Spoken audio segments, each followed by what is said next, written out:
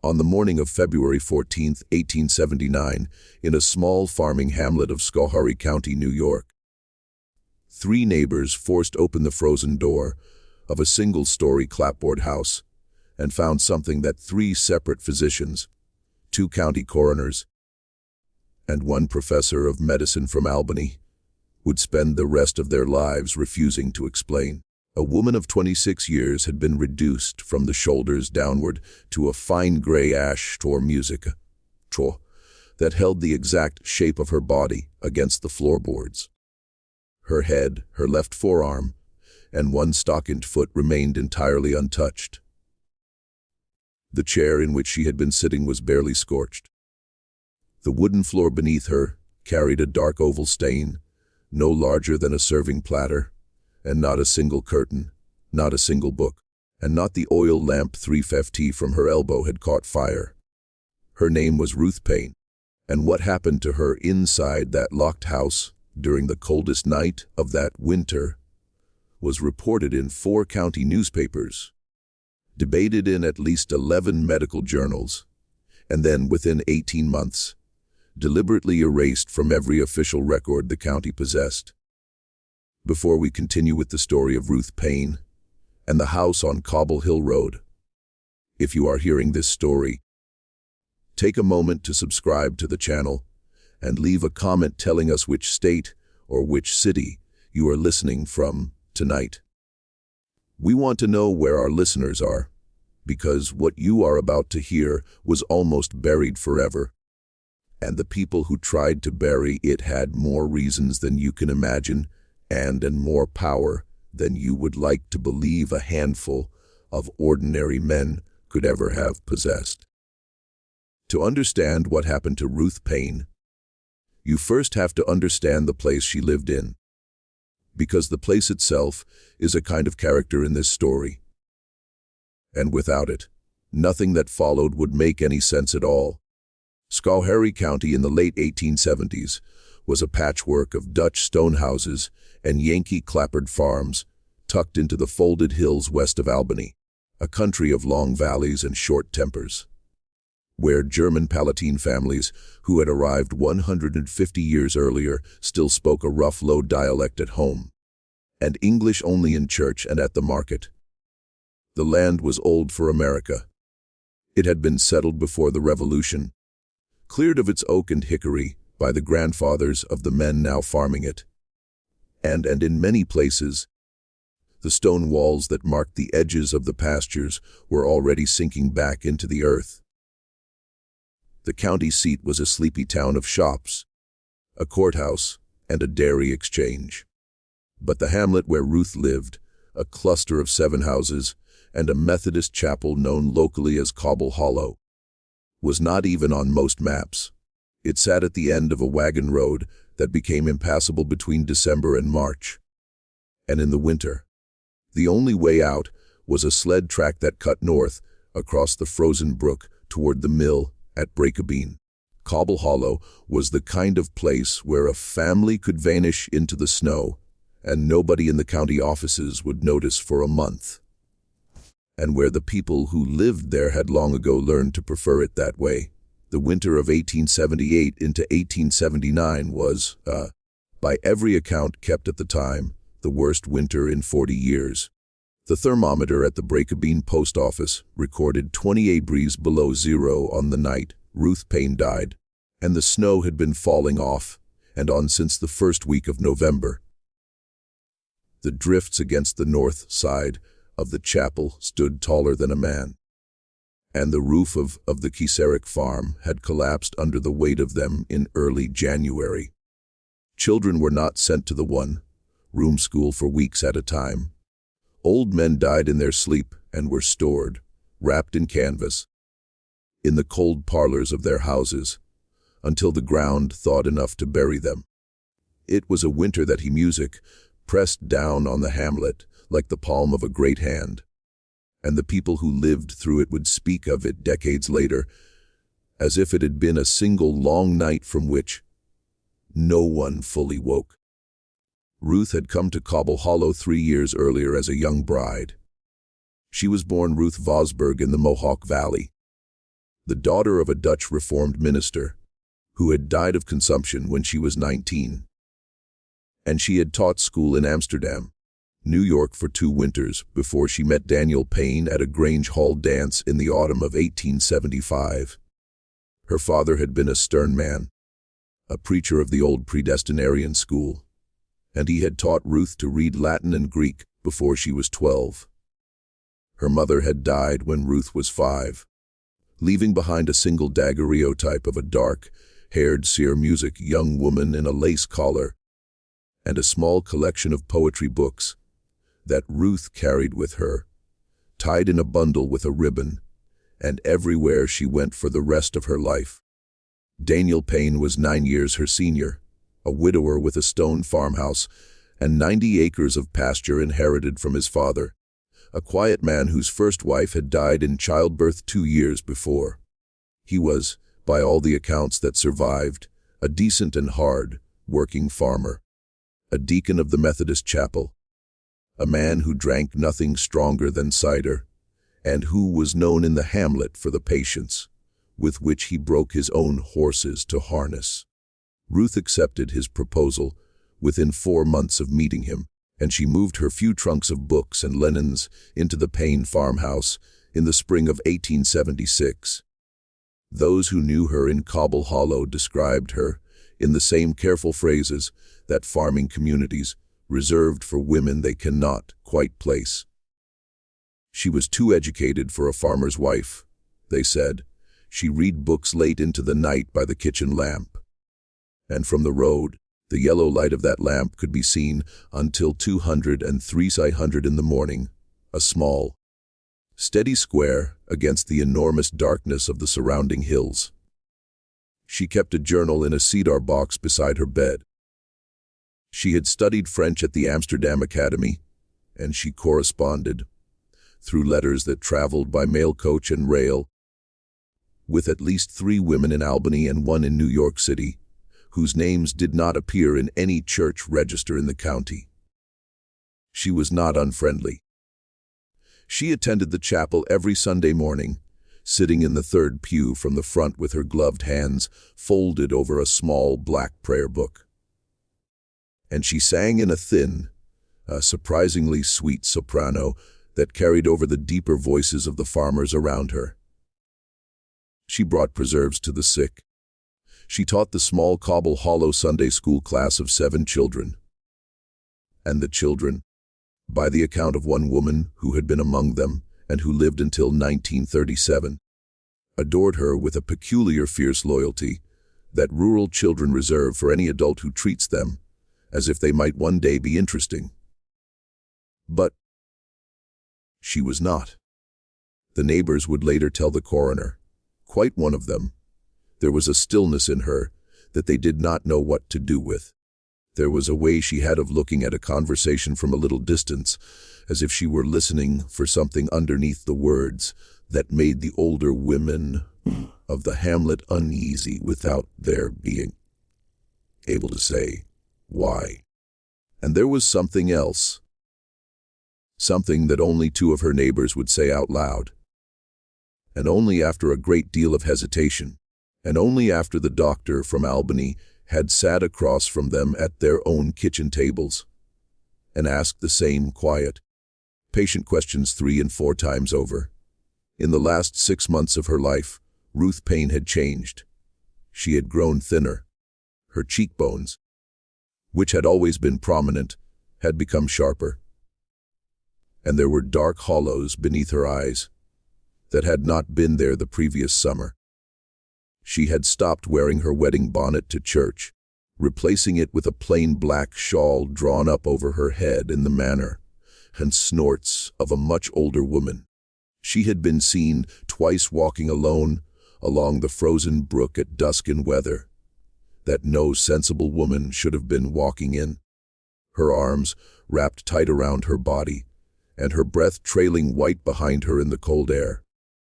And on 3 separate occasions, the woman who lived in the nearest house, a widow brewer of 62 years, who had buried 2 husbands and raised 5 sons, and who did not, by her own description, miss very much of what went on in the hamlet, had heard raised voices coming from the Payne farmhouse in the hours after midnight. Ruth's voice, the widow said, and Daniel's voice, and sometimes a third voice, a man's voice, that the widow did not at first recognize. The widow had, on each of those 3 occasions, stood at her own bedroom window in her nightgown and looked out across the snowy yard toward the Payne house. And she had seen, on each occasion, a single square of yellow light burning in the kitchen window. And she had seen, on each occasion, shadows moving across that light in a way that she would later describe as resembling a slow and terrible tay music dance. And she had gone back to bed each time and pulled the quilt up around her shoulders and pretended each time that she had not heard anything at all, because a widow of 62 in a hamlet of 7 houses does not interfere with what happens in another woman's kitchen in the middle of the night, even when the sounds coming through the winter air are sounds she does not want to hear. She would regret that silence. She would later tell Dr. Tenney on the back porch of her own house on a July afternoon, for every remaining day of her life.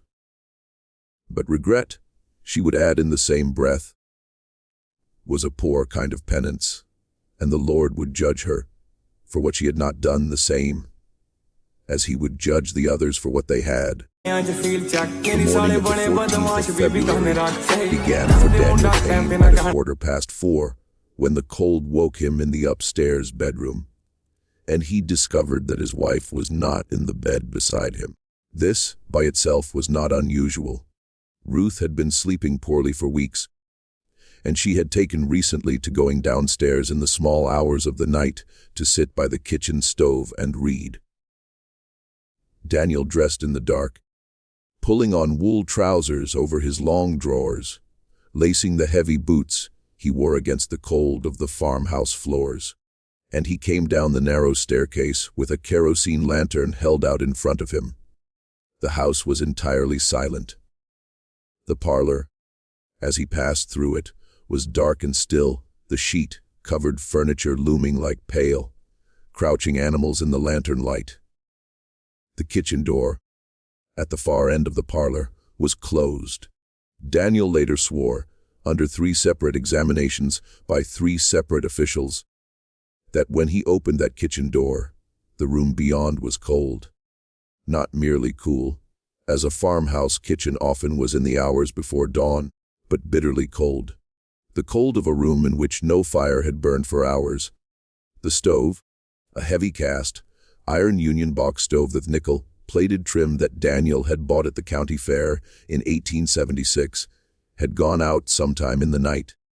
The oil lamp on the table was extinguished, its wick black and curled. The window above the dry sink was clouded, with a thin film of frost on the inside of the glass, and fern, like crystals, had grown across the lower panes in delicate, repeating patterns. And in the rocking chair beside the stove, where Ruth habitually sat in the mornings to drink her tea, there was a shape that his mind at first refused to accept as a shape. He said that he stood in the doorway for a long time. He did not know how long, holding the lantern he had brought down with him, before he understood what he was looking at. His wife's head was leaning back against the chair's spindles, her eyes closed, her dark hair loose about her shoulders, her expression in the flickering lantern light entirely peaceful. Her left arm lay draped over the arm of the chair, the hand white and intact, a small silver ring on the 4th finger, the ring her father had given her on her 16th birthday. Her right stocking foot was extended forward, as if she had been in the act of rising, and everything else, everything between the base of her neck and her ankles, was gone. In its place, filling the seat of the rocking chair and spreading across the floorboards in a neat oval that measured, the coroner would later record, 31 in by 19 in, was a deposit of fine pale gray ash. The ash held at its center the unmistakable curve of a rib cage, the suggestion of a pelvis, the bent line of a femur. It was, Daniel said, as if his wife had been poured into the chair, and the chair had kept the shape. He did not scream. He did not run. He stood, he said, for what felt like a very long time. And then he turned around, walked back through the front parlor, opened the front door, and walked the 3/24 of a mile through the knee-deep snow to the house of Widow Brewer, and asked her in a voice she described as utterly calm if she would be so good as to come and look at something. The widow came. She was not a woman who required much persuading when a neighbor appeared at her door before dawn. She brought with her the hired man from the adjoining farm, a Palatine German named Jost Kieserich, who had been awake in the barn already, milking his cows by lantern light.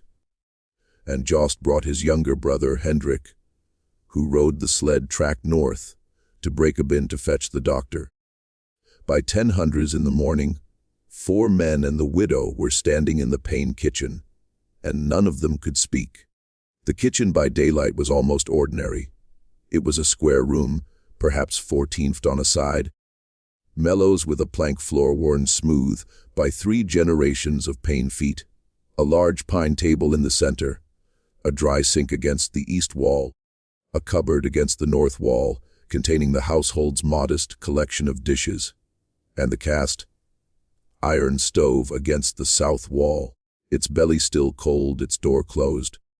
The small brass draft lever at its base still open to the position Ruth must have set it to before she fell asleep. Above the stove, on a wooden rack, hung a row of copper pans polished to a dull shine. Beneath the window curtained with unbleached muslin stood the rocking chair, and in the rocking chair was what was left of Ruth Payne. Dr. Hendrik van Dusen, who had arrived from Breakabin just after 900, was a country physician of 54 years, a graduate of the Fairfield Medical College in central New York, a man who had delivered perhaps 400 babies, set perhaps 1,000 broken bones, and signed perhaps 600 death certificates in his career. He had seen, he believed, every way that a human being could die in Schoharie County. He had not seen this, the stove. He would note in his report that afternoon in careful pencil was stone cold to the touch. He laid his hand on the top of it for a full minute to be certain. The floor around the oval of ash was unburned. The wooden arms of the rocking chair were scorched only where they would have been in contact with the body. And the scorching was shallow, not more than music 1/8 of an inch deep, as if someone had passed a hot iron lightly over the wood, and then taken it away. The curtain at the window 2 feet from the chair was intact. A stack of kindling in the wood box beside the stove 3 feet from the chair was intact. A folded copy of the previous week's Schoharie Republican on the table 4 feet from the chair was intact. And the doctor was able to read the headline about a proposed extension of the railroad to Coldest without turning the paper over. And Ruth Payne's head, hair, face, and eyelashes were, the doctor wrote, in the careful hand of a man trying very hard not to commit himself to any conclusion he could not defend, perfectly preserved, as if she had fallen asleep in her chair and never woken up. There was no grimace of pain. There was no soot on her cheeks. The small silver cross she wore on a chain around her neck had fallen back into the neckline of her nightdress. What was left of it? Number in the chain was intact and bright. The temperature required to reduce a human torso to calcined ash is not a matter of medical opinion. It is a matter of physics. A cremation furnace in the year 1879 operated at a minimum of 1400 degrees Fahrenheit and required between 2 and 3 hours of sustained directed heat to reduce a body to the condition in which Ruth Payne had been found. No fire of that intensity could have burned within 3 feet of unscorched wood. No fire of that duration could have left her face and hair untouched, and no fire known to medical science in the winter of 1879 could have confined itself so precisely to the soft tissue of a single human trunk. The doctor closed his notebook. The widow crossed herself in the Catholic manner, albeit she was a lifelong Methodist, and only afterwards realized that she had done it. Jost Kieserick, who had fought at Gettysburg as a boy of 19 and had seen men burned in the aftermath of that battle, walked outside into the snow and was sick against the side of the barn. And when he came back inside, his face was gray, and he did not meet anyone's eye. There was a discussion that afternoon among the men in the kitchen. Dr. Van Dusen wanted to send for the county sheriff. Jost Kieserick, whose English was rough, but whose judgment was sound, agreed.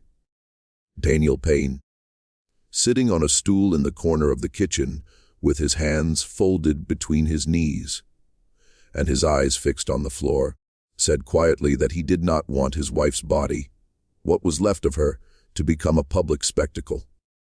He said she had been a modest woman. Go. He said she would not have wanted to be stared at. He said, in the same quiet voice, that he believed the affliction that had taken her was an affliction of a nature, a medical accident, of a rare and terrible kind, music, and that the proper authority to consult was not the sheriff, but the coroner, and that the coroner could make his determination without the presence of curious neighbors. Dr. Van Dusen, who had watched Daniel closely through this speech, later wrote in his private letter to a colleague in Utica that he had never, in 30 years of country practice, seen a recently widowed man speak about his wife's remains with such precise and premeditated calm, and that if he had been a man of suspicious temperament, he might have taken that calm itself as a kind of evidence. But he was not a man of suspicious temperament. He was a tired country doctor in the middle of the hardest winter of his life, standing in a kitchen where something impossible had happened. And he did what tired country doctors in such circumstances usually do. He accepted the husband's wishes. He sent Hendrik Kieserick north again on the sled track, not for the sheriff, but for the coroner. And he sat with Daniel and the widow, and juiced in the front parlor of the Payne farmhouse, with the kitchen door closed and a sheet draped over the rocking chair, until the coroner arrived late that evening, by which time the ash had begun in the dry, cold air of the kitchen to sift very slightly through the cracks between the floorboards.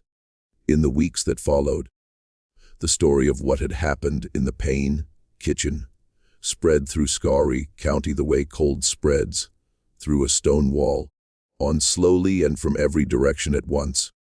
The Schoharie Republican ran a short notice on the 16th of February describing the death as a sudden misfortune of unexplained cause and expressing the condolences of the community to Deacon Payne. The Coldest Index, 3 days later, described it as a probable apoplexy followed by accidental fire, which was the diagnosis that Dr. Van Dusen had settled on after 2 sleepless nights, and which he himself did not believe. The Albany Argus, which had a correspondent in the county seat, and which was willing to risk a little sensationalism, printed a longer piece on the 22nd of February, in which the word combustion appeared for the first time, qualified carefully by the adjective spontaneous. The piece was reprinted in edited form in 3 other regional papers over the following week.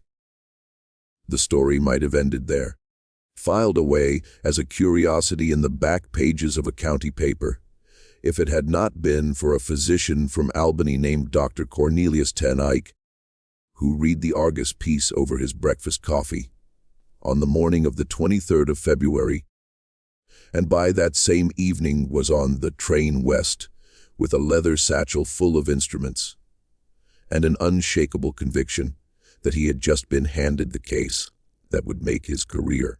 Yes, Dr. Ten Eyck was 44 years old, a professor of forensic medicine at the Albany Medical College. and a man whose professional ambition was matched only by his contempt for country doctors. He had, in the course of his career, published 7 papers on unusual modes of death, including a widely cited study of accidental poisonings among factory workers in Troy, and a controversial monograph on the subject of asphyxiation in infants of the urban poor. He had been waiting for more than a decade for a specimen of what the medical literature of the time referred to as preternatural human combustion. There had been, by the count of the medical journals of 1879, some 30 documented cases in Europe and North America across the preceding century, almost all of them involving elderly women, heavy drinkers, and confined spaces. The case of the Countess Cornelia Bandy of Cesena in 1731 was the canonical reference cited in every medical textbook. Ruth Payne, at 26 years old, a teetotaler, and a woman in visibly good health only days before her death, did not fit the pattern. That for Dr. Ten Eyck was precisely the point. He arrived in Cobble Hollow on the morning of the 25th of February, 11 days after Ruth's death. He traveled from the Breakbane station by hired sleigh, wrapped in a bearskin robe, his satchel at his feet. And he would later describe the approach to the hamlet as the strangest visual impression of his adult life.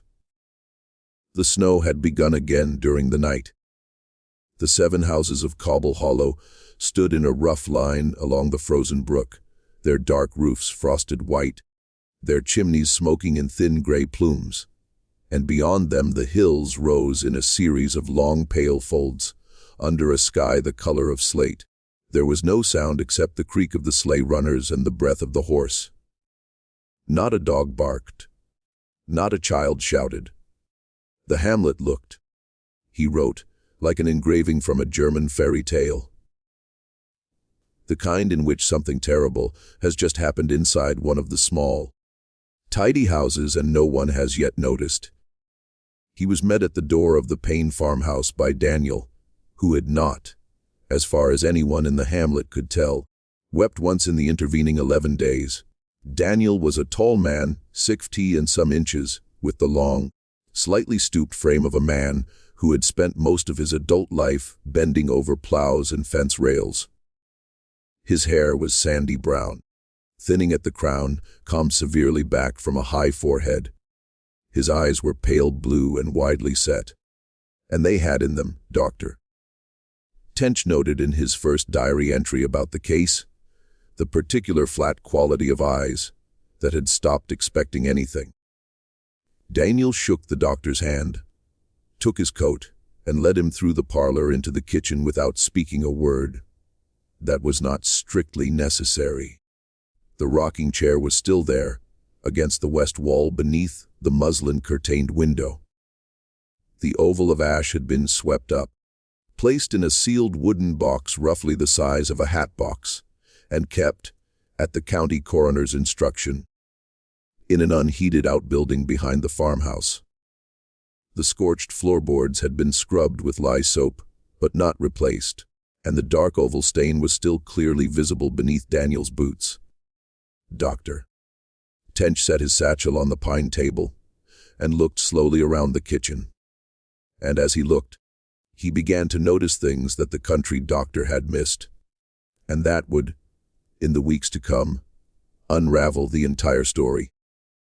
He noticed first that the rocking chair was not in its natural position. It had been moved at some point before Ruth's death, perhaps 3 feet forward from the wall, into an open area of the kitchen, where there was no obvious reason for anyone to have placed it. The natural position for the chair, given the layout of the room and the habitual warmth of the stove, was against the wall where it now stood, but the faint wear patterns and music on the floor showed that it had been dragged forward and then returned. He noticed that the cupboard directly behind the chair, a tall pine cupboard with 2 upper doors and 2 lower doors, contained in its lower compartment a set of ceramic jugs that were, when he opened the door and lifted one, far lighter than they had any right to be. Daniel, when asked what had been in them, said that they had held coal oil for the lamps, but that he had used up the supply during the long nights of the winter. Dr. Tenake, who had counted the jugs and noted their combined capacity, did not say what he was thinking.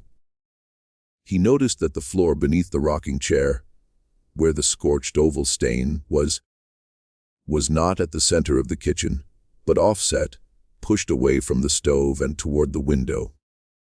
He noticed that the rag rug, which had always, according to the widow brewer's later testimony, laying under the rocking chair, had disappeared sometime in the past several months and had not been replaced. He noticed that the small pedestal table that had always stood beside the rocking chair, the table on which Ruth kept her tea and her book, was also missing. Daniel said music he had broken it up for kindling. In a winter as hard as that one, no one found this remarkable. Dr. Tenake made a small careful note in his pocketbook and said nothing. Dr. Tenake, over the course of the next 3 days, measured every surface in the kitchen, collected samples of the ash, interviewed Daniel, the widow brewer, Just Kisirik, and the minister of the Methodist chapel. He rode the sled track into Breakabeen to examine the house where Ruth had grown up before her marriage, and he spent an afternoon in the small records office at the county seat examining the deed books, the tax rolls, and the marriage register for the past 10 years. What he found, and what he wrote in the unpublished notebook that survived him and was purchased 61 years later by a private collector in Cooperstown, has never been reproduced in any medical journal. The notebook runs to 187 pages in Dr. Tenake's cramped, educated hand, and it contains, among many other things, 3 observations that he would eventually come to see as the 3 pillars on which the entire case rested. The first observation, recorded on the 2nd day of his stay, was that Ruth Payne had, in the final month of her life, purchased from the general store in Breakabeen a total of 19 gallons of coal oil, a kerosene-based lamp, fuel widely used in rural New York at the time. 19 gallons was an amount far in excess of what the Payne household could have consumed for lighting in that period. A normal farmhouse of the region, with 3 or 4 lamps in regular use, consumed perhaps 2 gallons a month in the winter. The Payne household had only 2 lamps. Daniel, when pressed, could not account for the discrepancy. He said his wife had been responsible for household purchases. He said he had not noticed. He said she had once mentioned to him a plan to varnish certain pieces of furniture in the spring, and he supposed the oil might have been intended for that. Dr. Tenake, in the margin of his notebook beside this entry, wrote a single word: implausible. The second observation, recorded on the 3rd day, was that Ruth had been observed by at least 2 separate witnesses. This is wearing a corset of a new style, recently advertised in the Godey's Lady's Book, a garment whose stays were reinforced with a paste of calcium phosphate and animal fat, a substance which Dr. Tenake noted in careful Latin was highly susceptible to the formation of phosphorus compounds under conditions of prolonged body heat. The corset had been a gift, the widow brewer said. Ruth had shown it to her in October, laid out in its box with a ribbon around it, and had said, in a voice the widow remembered as unusually quiet, that it had come from a gentleman admirer of many years ago, who had sent it to her as a token of continued friendship. The widow had not asked who the gentleman was.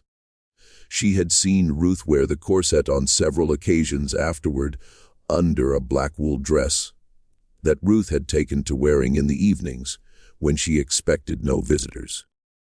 And the third observation, the one that Dr. Tenake underlined twice, and then, in a different ink, and apparently at a much later date, circled 3 times, was this: Ruth Payne was, at the time of her death, in the early weeks of a pregnancy, and that pregnancy according to the dates that Dr. Ten Eyck carefully reconstructed from the testimony of the widow, and from 3 letters he was eventually permitted to read, could not possibly have been the child of her husband. If this story is already making you think twice about what people in small towns can hide, take a moment to like this video and let us know in the comments what you think happened in that kitchen, because the records we are about to discuss were sealed for a reason.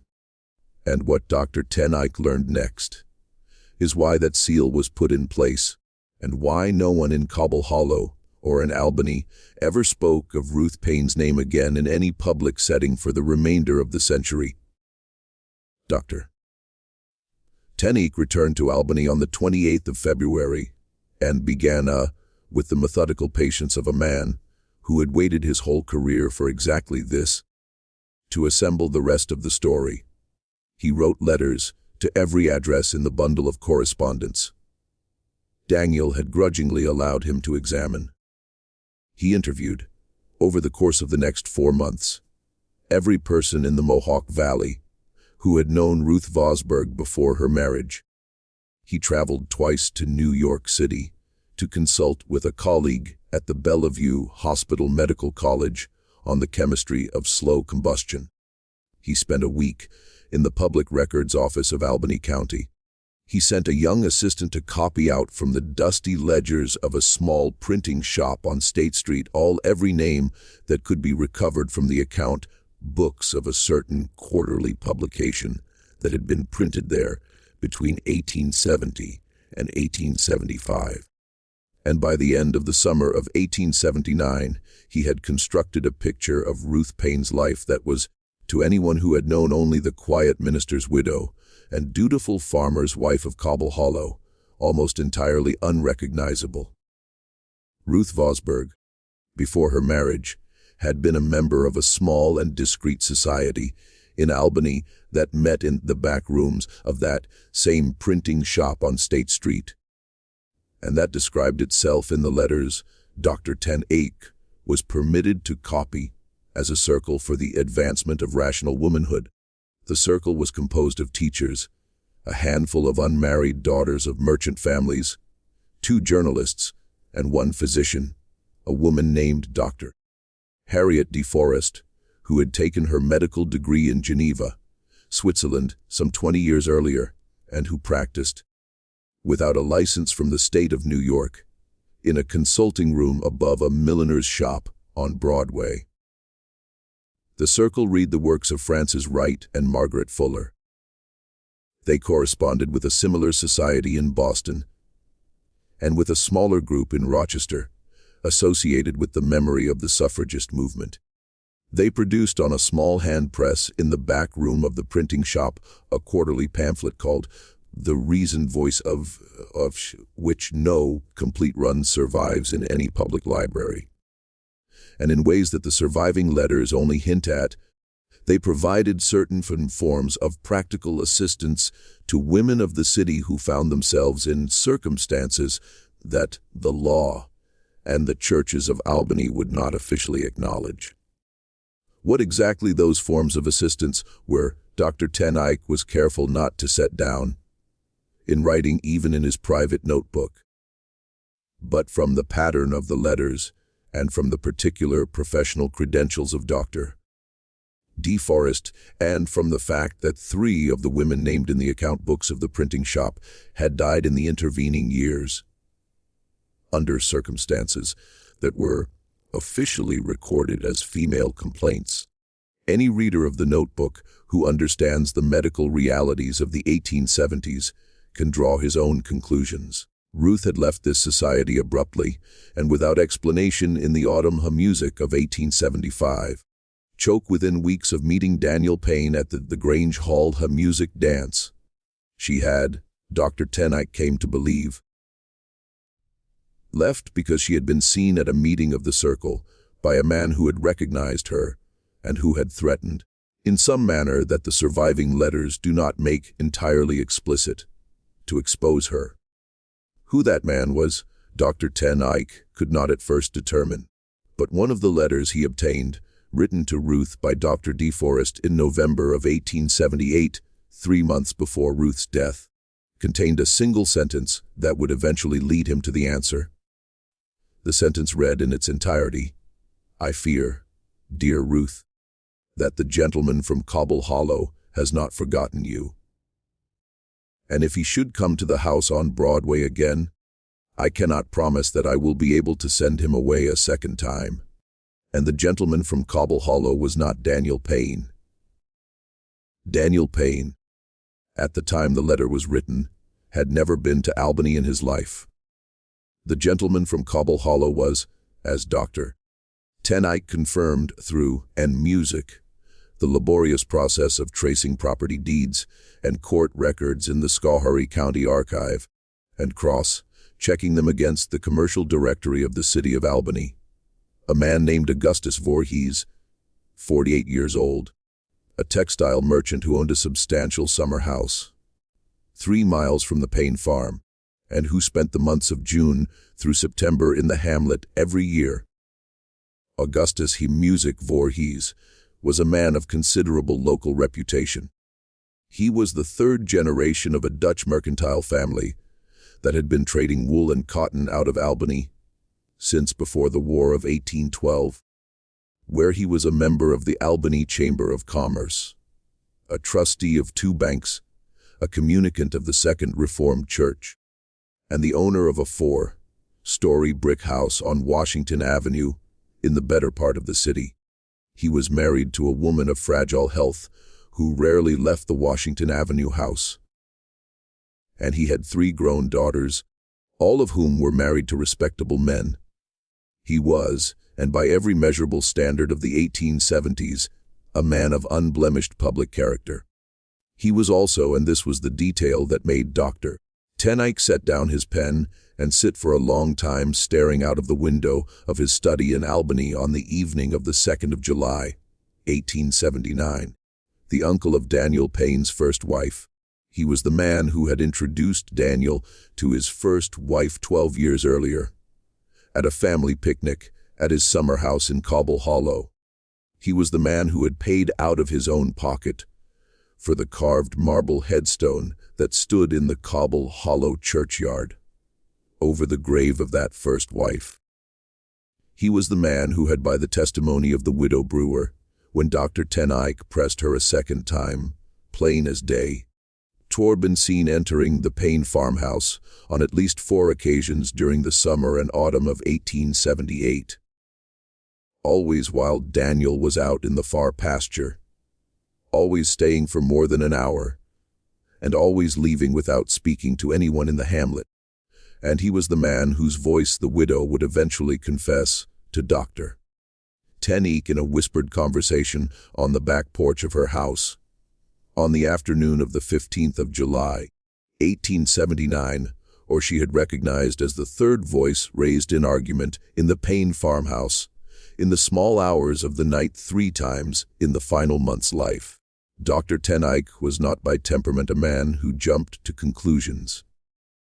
He spent the autumn of 1879 assembling what he had learned into a careful scientific monograph, intending to present it before the Albany Academy of Medicine in January of the following year.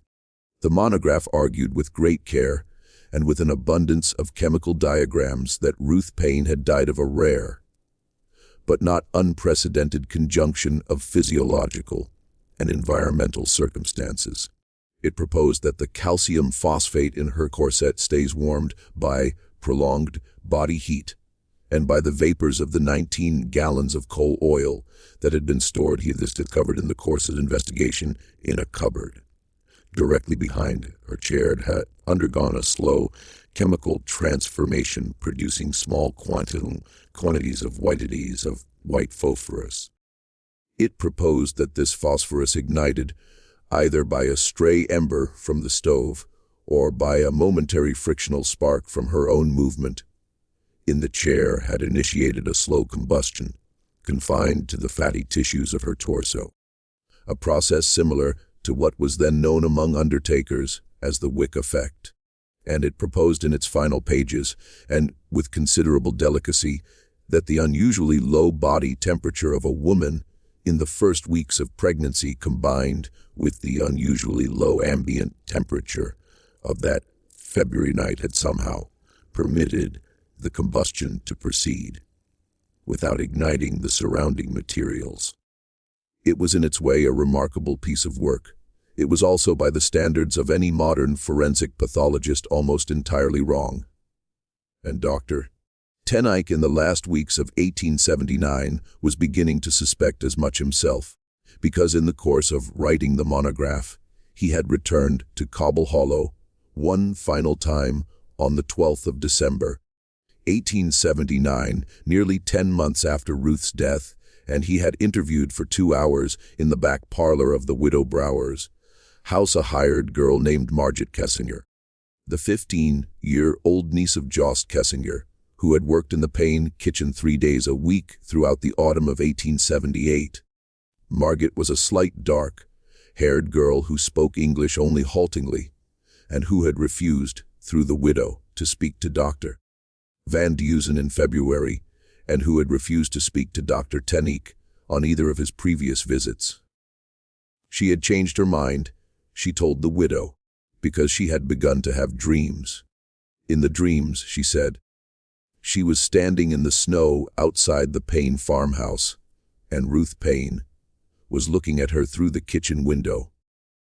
And Ruth Payne was trying to tell her something, and Margaret could not hear.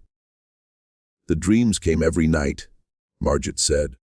She had not slept through a night since the early summer. She was losing weight. Her mother, who did not know the reason, had begun to fear for her health. Margaret said she had decided to speak, finally, because she believed that if she did not speak, the dreams would kill her the way the silence of the hamlet had killed Ruth Payne. What Margaret told him, in low Palatine German that the widow translated sentence by sentence, changed everything. Margaret said that on the evening of the 13th of February, the night before Ruth was found dead, she had been sent to the Payne farmhouse at dusk to deliver a jar of preserves from her aunt. It had been snowing lightly. The last of the daylight had been going out of the sky, and the path between the houses had been trackless. And Margaret had taken almost half an hour to cover a distance that would normally have taken her 10 minutes. She had knocked at the front door of the Payne farmhouse, and no one had answered. She had waited. She had knocked again, more loudly, her knuckles stinging in the cold. She had thought she heard through the heavy door the sound of a man's voice, speaking sharply in the kitchen. But she could not be sure. Asked, and no one came to the door. She had walked around the side of the house to the kitchen window, intending to leave the jar on the porch where Mrs. Payne would see it in the morning. And through the kitchen window, the window above the dry sink, whose curtain on that evening was drawn back rather than closed, Margaret had seen 3 people inside. Ruth Payne had been sitting in the rocking chair. Daniel Payne had been standing by the stove with his back to her, his broad shoulders hunched, his arms folded tight across his chest. In the posture, Margaret said, of a man who is making himself stand still. And a third man. A man Margaret had seen in the hamlet the previous summer at a social gathering at the summer house, and whom she knew to be Augustus Voorhees, had been standing directly in front of Ruth with something in his hands. Margaret said she could not see clearly what the thing in his hands was, only that it was small and dark, and that Augustus Voorhees had been leaning forward, speaking to Ruth in a voice too low to hear through the glass. Ruth had been looking up at him. Her dark hair had been loose around her shoulders. Her hands had been folded in her lap.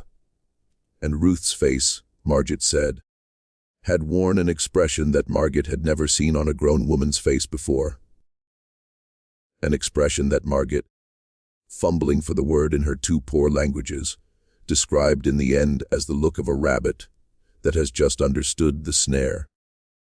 The 3 figures, Margaret said, had held that tableau for several seconds. Then Augustus Voorhees had reached out with one hand and taken hold of Ruth's wrist. And Ruth had not pulled away, and Daniel had not turned around. Then Augustus Voorhees had spoken a single word. Margit thought in a harder and louder voice than before, though the glass had muffled it.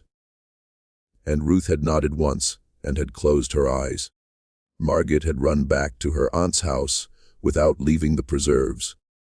The jar was later found frozen solid in a snowdrift at the edge of the Payne property, where Margit had dropped it in her flight. She said she had not told anyone, not even her aunt, because Augustus Voorhees had once given her father a loan during a bad harvest year that her father had not yet repaid, and because a girl of 15 in Cobble Hollow in 1878 did not accuse a wealthy merchant from Albany of anything. She said she was telling him now, the doctor from the city, because she could not sleep, and because the face she had seen through the kitchen window had become the face she saw behind her own eyelids every night. And because she believed, though she could not prove it and did not expect the doctor to believe her, that whatever had happened in that kitchen after she ran away had not been an accident, and had not been a natural thing, and had not been anything that the chemistry in the doctor's books would ever be able to explain. Just when we thought we'd understood what happened to Ruth Payne, the horror in Cobble Hollow begins to take a different shape entirely. If this story is holding you in its grip, share this video with someone who loves the darker corners of American history. Hit that like button to support what we do here, and subscribe to the channel so you never miss a story like this one. Then let us follow Dr. Ten Eyck into the last act of this tragedy, because what he did with what Margit told him is perhaps the most disturbing part of the entire case, and the part that for more than a century no one was willing to put on the public record. Dr. Ten Eyck returned to Albany on the evening of the 14th of December, 1879, carrying in his satchel the notes of his interview with Margit Keyserling, and a small muslin bag containing a sample of the ash that had been swept from the floor of the Payne kitchen 10 months before. He went directly, not to his house on Elk Street, where his wife was waiting with a late supper, but to his laboratory on the second floor of the medical college. And working through the night by the light of 2 gas burners, he performed a series of chemical tests on the ash that he had not had the opportunity, or perhaps the motivation, to perform before. He tested for the presence of standard combustion residues. He tested for the specific compounds that would be expected from the wick effect theory. He tested, on a hunch that he would afterwards be unable to explain, for compounds associated with industrial and military accelerants. What he found by 300 in the morning of the 15th of December was this: the ash contained, in quantities that could not plausibly be accounted for by the combustion of human tissue alone, measurable traces of potassium nitrate, sulfur, and fine charcoal. The 3 ingredients, in the precise proportions that Dr. Ten Eyck's tests revealed of black powder. Not the residue of black powder that had been fired in the manner of a firearm or a charge. The residue of black powder that had been burned slowly in the open under controlled conditions in the manner an apothecary or a pyrotechnist might burn it to produce a specific chemical effect or specific quantity of directed heat. Dr. Ten Eyck sat in his laboratory bench for a long time that night. He put out the gas burners one after the other and sat in the dark. And the first grimy light of morning found him still sitting there, his hands folded on the bench in front of him. He understood now what had been done to Ruth Payne. He understood that the heat required to reduce her torso to ash in the manner he had observed in the time available, without igniting the surrounding room, could only have been produced by a burning expert application of a slower burning pactin and around a body, probably while she was unconscious or restrained, and ignited in a manner that directed the heat inward rather than outward. He understood that the wick effect his monograph was about to defend had been a red herring, almost certainly planted deliberately through the calcium phosphate corset and the 19 gallons of coal oil by someone who understood enough of contemporary medical theory to know what investigators would look for and what they would accept as an explanation. He understood that the agent of combustion had been human, not natural. He understood that the work had required a knowledge of chemistry of a kind that a country farmer of Daniel Payne's education could not have possessed, but that a textile merchant who bought and sold dye-stuffs, bleaching agents, and industrial accelerants across 3 states, a man like Augustus Voorhees, could have acquired without any great difficulty. And he understood, finally, and with a kind of cold clarity that made him put down his pen and walk out into the snow on State Street at 400 in the morning, that what he had been investigating for the past 10 months was not a case of preternatural combustion at all. It was a murder executed with extraordinary care, disguised as a wonder of science, in order to ensure that no one would ever look for a murderer.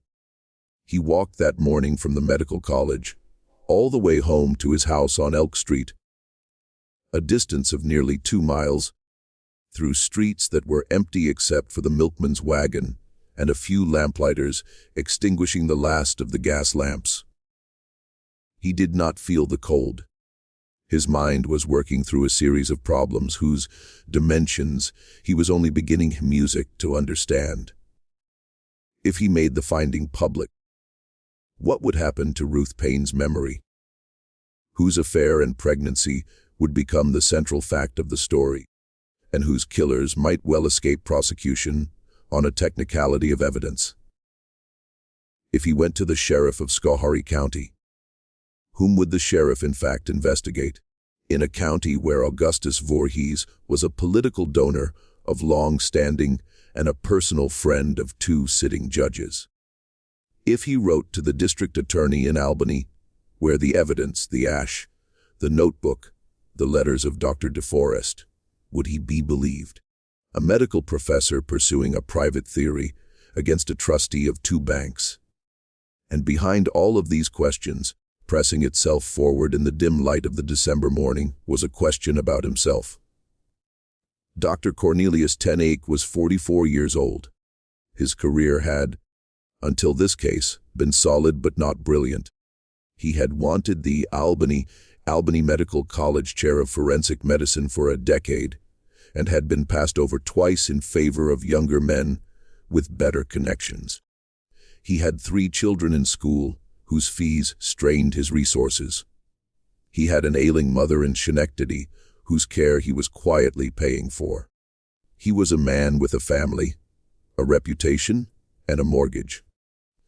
And he was about to attempt to bring a criminal prosecution against a man who could, with a single letter on the right stationery, destroy every one of those things without leaving any visible fingerprints. Now, what Dr. Ten Eyck did next is the part of this story that has been debated by the few scholars who have ever known enough about the case to debate anything for nearly a century and a half. He did not go to the sheriff of Schoharie County. He did not publish his findings. He did not, as far as any record shows, speak of them to another living soul.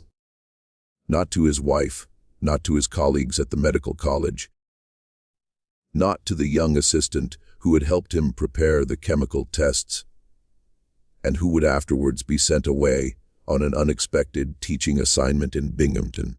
He did, on the morning of the 17th of December, 1879, write a letter to Augustus Voorhees at his residence in Cobleskill Hollow. The letter itself has not survived, though Dr. Ten Eyck made reference to it obliquely, and in a single line of his notebook, dated the 17th of December. The line reads only letter sent to AV at the hamlet. Certain matters laid before him in confidence, response awaited, but the reply that Augustus Voorhees wrote 3 days later on the 20th of December on heavy cream letterhead from the Voorhees Textile Company of Albany was found folded carefully into the back. Music, torture of Dr. Ten Eyck's private notebook 61 years later when the notebook was purchased at auction. The reply is 11 lines long. It thanks Dr. Ten Eyck for his discretion. It expresses confidence that the doctor understands the painful necessity of certain private arrangements in cases where the reputations of families, the stability of communities, and the honor of the deceased herself are at stake. It promises in language so courteous that it takes a moment to understand what it is promising. That Dr. Ten Eyck's advancement within the medical profession of the state of New York will henceforth be assured.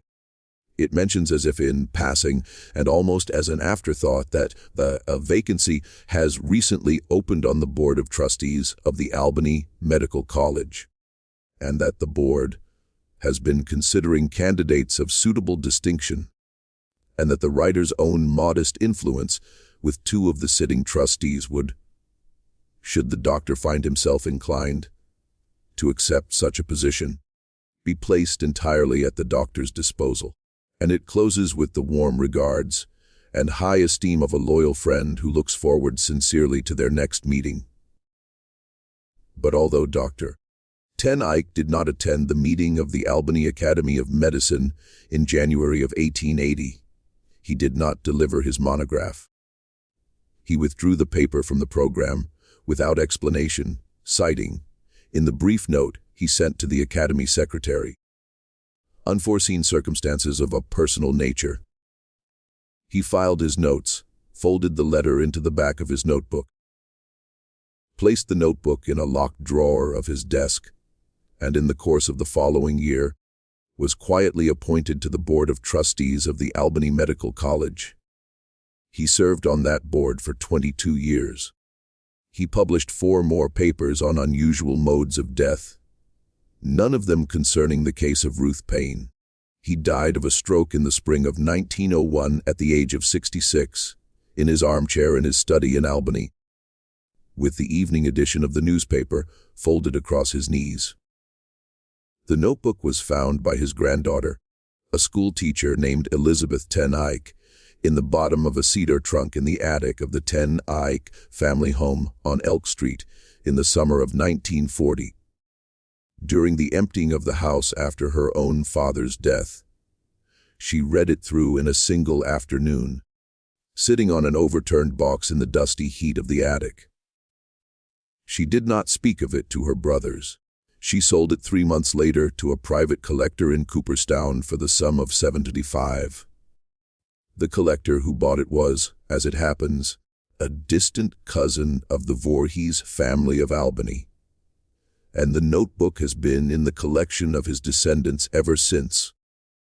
The records of the Ruth Payne case, the ones that should have been filed in the Schoharie County Courthouse, the ones that should have included the coroner's report and the physician's affidavits and the deposition of Daniel Payne and the brief sworn statement that Just Kieserling had given 2 days after the body was discovered do not exist. They did exist once. Dr. Ten Eyck himself cites them in his notebook with specific file numbers and specific dates, but in the summer of 1886, months after Dr. Ten Eyck received his appointment to the Medical College Board, the Schoharie County Courthouse suffered a small fire in its basement archive. The fire was contained to a single storage room. It was attributed in the brief report of the county fire marshal to a defective kerosene lamp that had been left burning overnight in a corridor outside the archive. It destroyed, according to the brief notice published in the Schoharie Republican on the 9th of August 1880, a quantity of miscellaneous papers of no great consequence. The papers included, among others, the entire coroner's file for the month of February 1879, They also included the entire docket of property transactions involving the Voorhees family for the years 1877 through 1879, the marriage register for the Cobleskill Hollow Methodist Chapel for the same period, and the complete run of local tax assessments on the Payne farm for the 5 years preceding Ruth's death. No other records in the archive were damaged.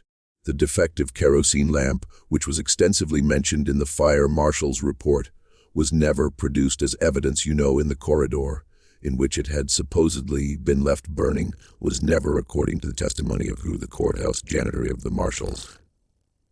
Riku read the marshal's report at Trini Lanter and shook his head at a corridor in which any land was ever kept. Daniel Payne sold the farm in the autumn of 1880 to a buyer who paid considerably above the market rate and who was represented in the transaction by a law firm with offices on Washington Avenue in Albany. The firm had represented the Voorhees Textile Company in matters of incorporation and taxation for the previous 15 years. Daniel moved to a small town in western Pennsylvania called Mercer, where he remarried 2 years later, fathered 3 children, and lived out the remainder of his life as a respected elder of a Presbyterian congregation. He died in 1914 at the age of 70. His obituary, printed in the local paper, mentioned a first wife who had died tragically in a house fire in New York State, and it did not mention her name. His second wife, according to the recollection of a granddaughter interviewed by a folklorist in 1968, said only that Daniel had been a good husband, but a silent one, and that in the last years of his life, he had taken to sitting up in the kitchen of their house in Mercer until 200 or 300 in the morning alone, with a single lamp burning, looking at nothing. Once, the granddaughter said, her grandmother had come down in the night to find him weeping silently, his face in his hands. And when she had put her arm around his shoulders and asked what was wrong, he had said only, "I did not turn around. I should have turned around." He had never explained what he meant. He had never said it again. Augustus Voorhees continued to summer in Cobble Hollow for another 15 years. He expanded the textile company, opened a second office in Boston, and served 1 term in the New York State Senate, where his principal legislative achievement was a bill raising the penalties for the corruption of public morals. He endowed, in 1903, a chair in moral philosophy at a small college in Schoharie County, the endowment of which stipulated, in the founding documents, that the holder of the chair was to deliver, once each year, a public lecture on the subject of the Christian virtues. Music of temperance, chastity, and reserve. He died in 1909 at the age of 78 of complications following a minor surgery, and he is buried beneath a white marble monument in the Cobleskill Hollow churchyard, within sight of the smaller weathered stone that marks the grave of Ruth Payne.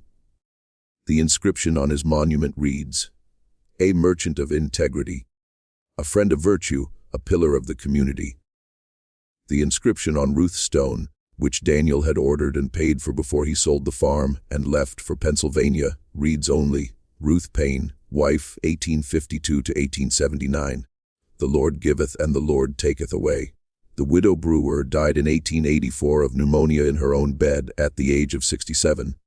She had kept, until the end of her life, a sealed envelope in the top drawer of her bureau, addressed to the Schoharie County District Attorney, whose contents were never disclosed to her family, and which, when discovered after her death, was opened by her eldest son, and, without being read aloud, was thrown into the kitchen stove.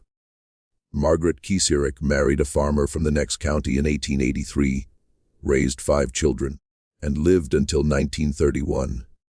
A woman whose neighbors regarded her as unusually quiet, and who, in the last year of her life, is recorded by one of her granddaughters as having said, without any context at all, that there were things a person could see through a kitchen window that they should never have seen, and that they never, afterward, stopped seeing.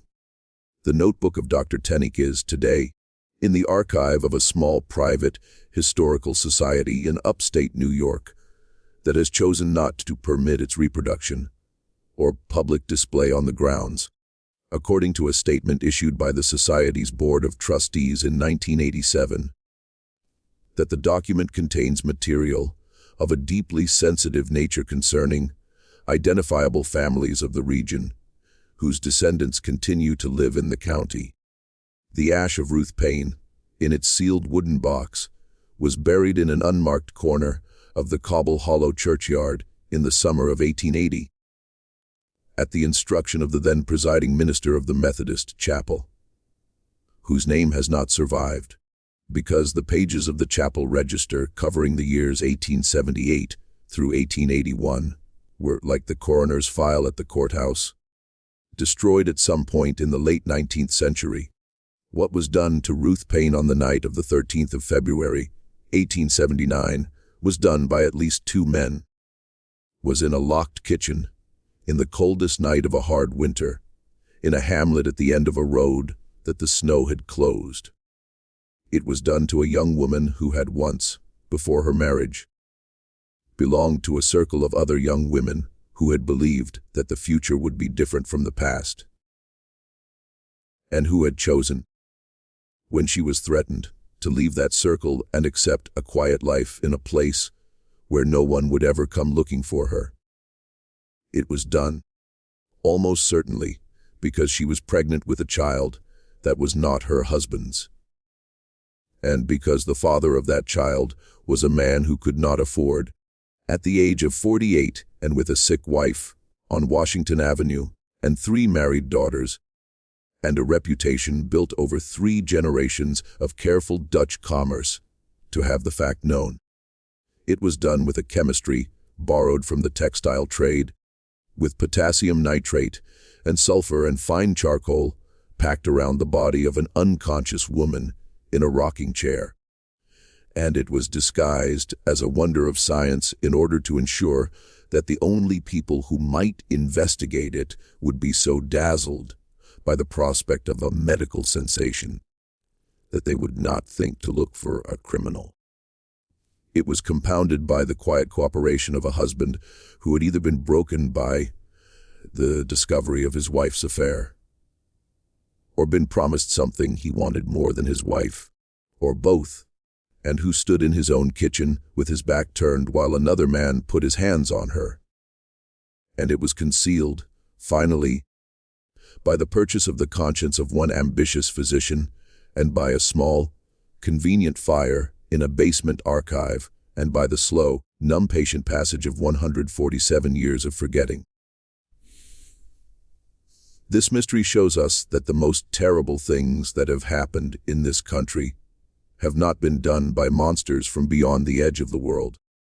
They have been done by ordinary men, in ordinary rooms, in ordinary towns, protected by the ordinary silences of the people around them, and hidden, finally, by the willingness of history to let certain names, certain places, and certain women be quietly erased from the record. Science cannot explain what happened to Ruth Payne, not because what happened to her was outside the laws of nature, but because the science of her time was used, deliberately and with great skill, to cover the tracks of what had been done to her. The men who killed her understood chemistry better than the doctor who tried to save her memory. The men who protected them understood the price of a conscience better than the men whose consciences were for sale. And the community around them understood, with the terrible practical wisdom of small places, that there are questions it is better for everyone concerned never to ask aloud. What do you think of this story? Do you believe everything has truly been revealed? Or do you think there are still details, still names, still letters in trunks and journals in cedar boxes, waiting to be found in some attic in upstate New York by some granddaughter who will, this time, refuse to sell? Leave your comment below.